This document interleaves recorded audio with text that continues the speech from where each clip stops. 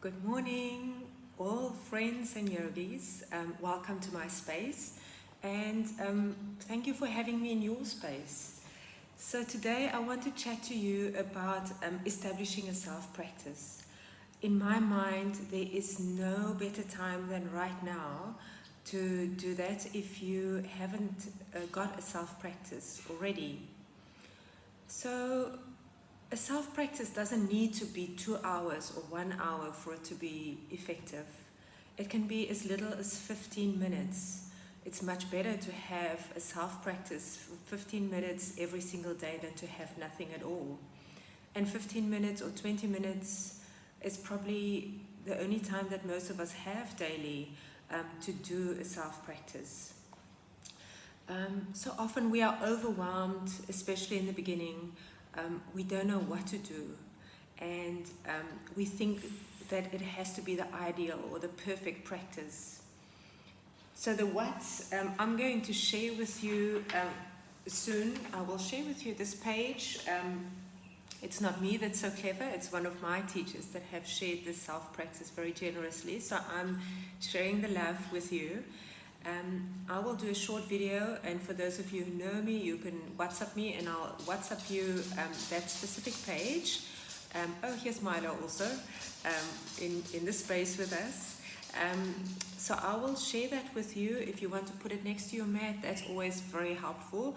Or you can just watch the video that I will be sharing soon. So the reason why self-practice, this is where the real magic happens.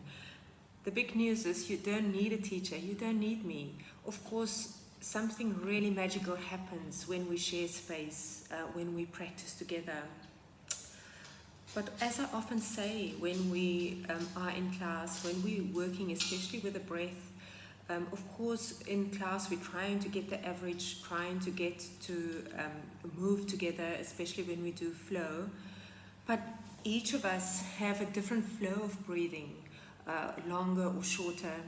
And we always think, oh crap, I'm falling behind, I have to catch up, or I'm faster than everybody else, what's wrong with me? There's nothing wrong with you. We each are very different. So this is really the perfect time. The magical thing is when you practice by yourself, you really get to know your breath, your flow, becoming intimate with your body and your life. And that is what yoga is all about. That is yoga, to be intimate with your breath and your body. And when we can do that, we have the ability to share with others, to be intimate with others. So a few principles to follow, or a few guidelines rather, to follow. Firstly, I would say pain. Pain is not something ever to ignore. Pain is often seen as your body not working right, or something is wrong, but it's not. It's your body working perfectly, telling you, hey, you have to stop, you have to change something, do something differently. So never ignore pain, never push through pain. Always honor your body. The second is maybe just be gentle with yourself, be kind to your body, keeping the joints soft, the shoulders soft. And then let's talk about alignment. Oh my gosh, alignment, we always try, or most of us, I certainly was very much like this when I started my yoga practice, and it's taken me the longest time to understand that alignment is something that is personal, something that arises from within, from practicing with attention and intention. It is not something that you should look at a pose or a picture of a perfect pose and trying to attain that. This is not what it's about. We each and all of us are very different. So we will talk over time through this in more detail, but I just want you to know, don't look at these Instagram pictures and think, oh gosh, this is how I'm supposed to look. You are supposed to look like you. Your pose is what you can do today with your body. We always start from exactly where we are, not where we maybe want to be. And it's fine to have a goal, to maybe want to achieve something. But we start from right here, where we are, what we can do today. That is what yoga is. Not trying to push with our mind into something that maybe is not available to us yet. It could become available or not. You know, this is the process of yoga. And then back to the breath. The breath is the most important thing. The breath is our teacher. It's the intelligence of our body. And it's the link between body and mind.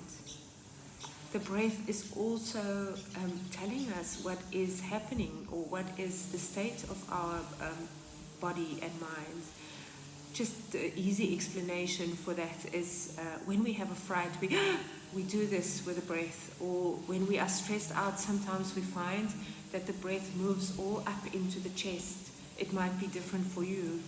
Or when we are sad, you might find that it's difficult to inhale. So in this way, our breath is connected to everything that we feel and everything that we do.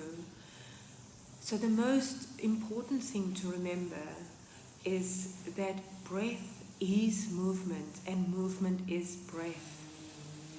The poses that we do, or the asana that we do, is not something static that we add the breath to. It is the body breathing that we add the movement to. So if you only remember one thing, remember this. It's all in the breathing. And if you adhere to your breath, if you listen to your breath, and if you stop when you find that your breath is getting out of control, or you cannot take a deep inhale or proper inhale anymore, or you become dizzy, take a breath, you stop. You cannot overdo or underdo something. There's no right way or wrong way to do breathing. There is only you and your breath and the way that you do it. So I will post a few more videos about breathing and also the self-practice. Thank you for listening, and happy self-practice.